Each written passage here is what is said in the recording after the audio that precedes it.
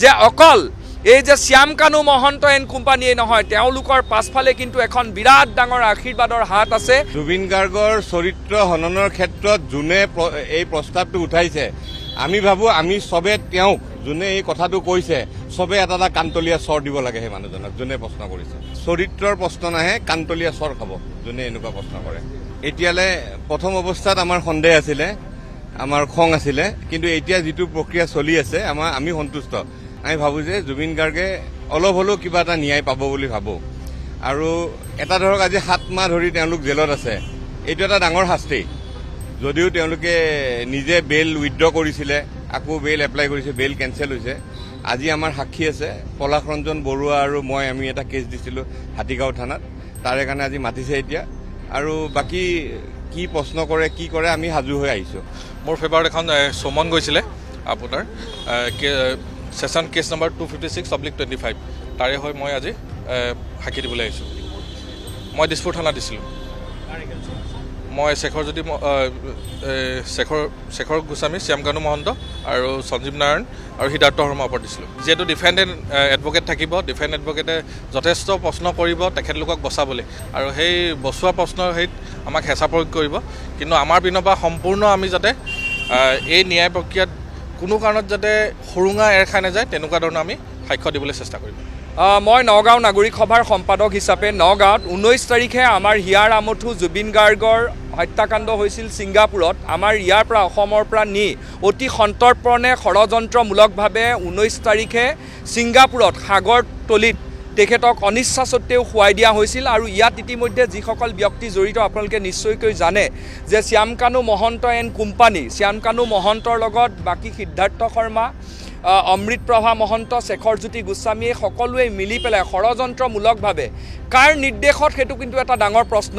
যিহেতু আমি সেইখিনি সময়ত যিহেতু শ্যাম কানু মহন্তই এই ফেষ্টিভেল পাতাৰ নামত নৰ্থ ইষ্ট ফেষ্টিভেল পাতি পেলাই তেওঁ বিহুক বিশ্বৰ দৰবাৰত চিনাকি কৰি দিয়াৰ ক্ষেত্ৰত তেওঁ যি এটা ফটুৱা কাৰবাৰ কৰিছিল, সেই ফটুৱা কাৰবাৰৰ কাৰণে তেওঁ নিজস্ব স্বাৰ্থ পূৰণ কৰিবৰ কাৰণে জুবিন গাৰ্গক তেতিয়া নি পেলাই তেওঁ তাত হত্যা কৰিলে। গতিকে এই সকলো সাংঘাতিকভাৱে জড়িত হৈ আছে। কিন্তু এতিয়া আটাইতকৈ ডাঙৰ কথাটো হৈছে, আমাৰ মনত অহা আটাইতকৈ ডাঙৰ প্ৰশ্নটো হ'ল যে ইতিমধ্যে আমাৰ ইয়াতে যিসকল উকিল আছে, তেওঁলোকে ইতিমধ্যে এটা সিদ্ধান্ত গ্ৰহণ কৰিছিল যে এই যিকেইজন কালপ্ৰিট, এই শ্যাম কানু মহন্ত, সিদ্ধাৰ্থ শৰ্মা, শেখৰজ্যোতি গোস্বামী আৰু অমৃতপ্ৰভা মহন্ত, জুবিন গাৰ্গৰ হত্যাকাৰী এই ব্যক্তিসকলৰ হৈ কোনেও ওকালতি নকৰিব বুলি কৈছিল।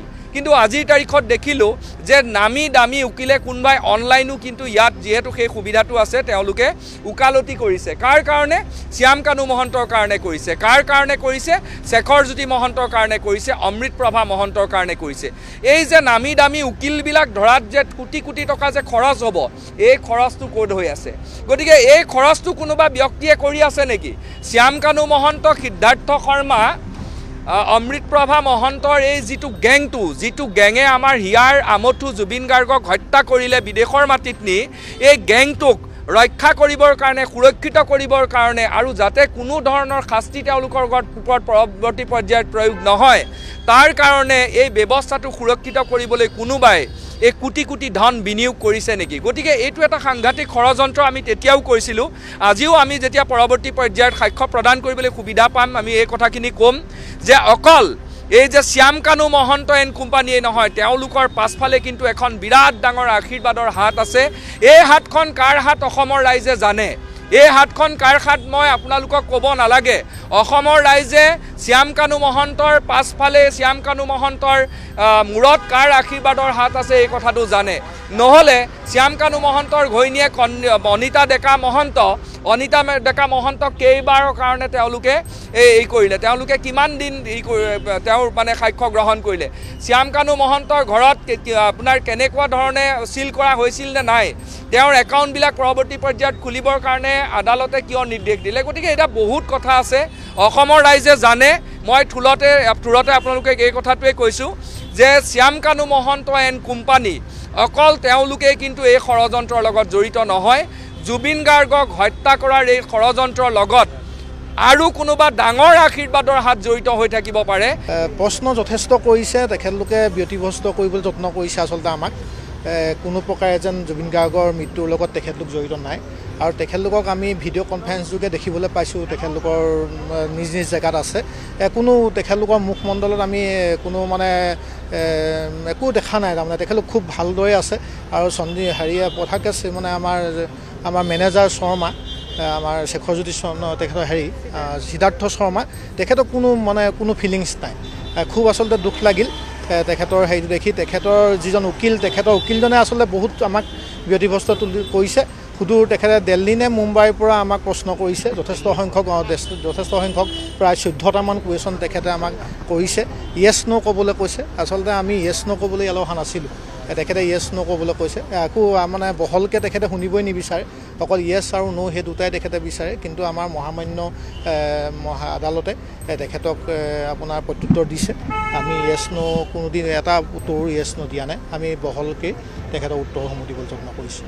সম্পূৰ্ণভাৱে জড়িত আছে 100% তেখেত জড়িত আছে তাৰমানে আপোনাৰ এজন আমাৰ ব্যক্তি আমাৰ জুবিন গাৰ্গ যিজনক আমি আমাৰ অসমতে আচলতে প্ৰথমবাৰৰ বাবে গ্ৰীণ কৰিডৰ দি ডিব্ৰুগড়ৰ পৰা অসম চৰকাৰে আপোনাৰ আনিছিল তেখেতৰ সেইটো অসুখৰ কাৰণে চিজাৰ অসুখৰ কাৰণে আৰু সেই অসুখটোত জুই পানী আৰু মদৰ পৰা এলকহলৰ পৰা আঁতৰি থাকিবলৈ ডক্টৰে পৰামৰ্শ দিয়াৰ পিছত সম্পূৰ্ণ কথা গোটেইখিনি আমাতকৈ বেছি তেখেত বন্ধু আছিল বুলি কয় তেখেতে জানিও মানে তেখেতে সেই সাগৰত আপোনাৰ সাঁতুৰিবলৈ তেখেতক পঠিয়াই দিছিল আৰু সম্পূৰ্ণ নিশাটো মদ্যপান কৰিছিল য'ত 333 তেখেতৰ গাত এলকহল পোৱা গৈছিল যিটো আচলতে এটা বৰ গুৰুত্বপূৰ্ণ কথা বুলি আমি ভাবিছোঁ